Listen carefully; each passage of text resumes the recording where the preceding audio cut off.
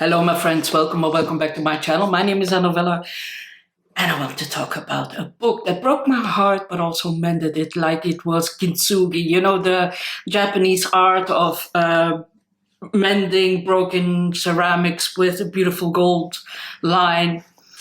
This book does the same. So it is Fractured Souls by Akira Mizubayashi. This is translated from the French by Alison Anderson.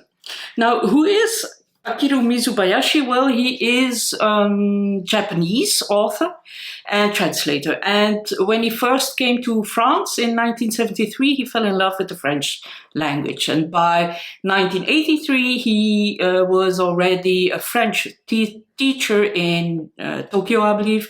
And then he started translating books from French into Japanese. And then he started writing his own stories and novels in French. And in 2019, he wrote Âme brisée, and that won some very important French awards and was an overnight success. And now it is translated into French by Alison Anderson, and it's named Fractured Soul. So what is it about? It is about Ray. And Ray is a little boy in 1938. And he lives with his father. There's no mother around. It's not mentioned what happened to her. And his father is a very avid violinist, and as a hobbyist. And he invited 3 Chinese friends who are exchange students to rent a clubhouse, sort of, and where they can rehearse their favorite piece, and that's Rosamunde by Wagner. And yeah, of course, during rehearsals, that's the father of Ray, takes Ray with him everywhere where he goes.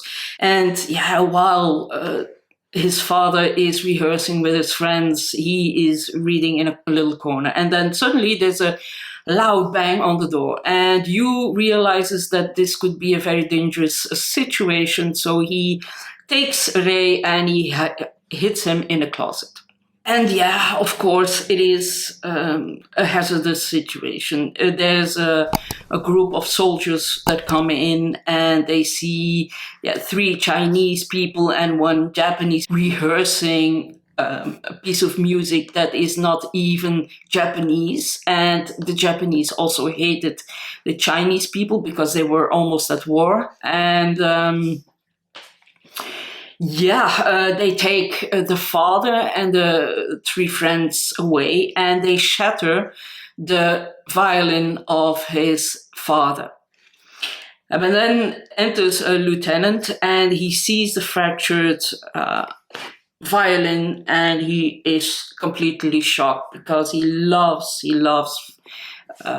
classical music. And then he sees that there's some movement in the closet, and he finds Ray. And then fast forward to 2003, I believe, early 2000s, it doesn't matter. And we are in France. And Ray, who is now Jacques, he was adopted by a French couple just after the war, and he became not a violinist, but a person that makes and repairs violins. And his masterpiece is, of course, the violin of his father. And how did he get there? Well, thanks to the lieutenant who saved him. And at a certain point, there's a very young but very talented violinist who even owns a Stradivarius, but she is fascinated by Jacques, and she comes and meets him, and she wants to play his father's violin, and the sound is marvelous. And then things all start to connect together. And I'm not going to tell more, but because it's so beautiful. But the prose is so crystallized and so fragile and so bare, but so razor sharp, and your heart gets broken, but also mended. And this is such a beautiful, beautiful, beautiful book. Read it. Please read it. If you love a good story that is not a tearjerker for being just to be a tearjerker, but it's by the delicacy of the delicateness of the story, and the prose that is so pure and refined.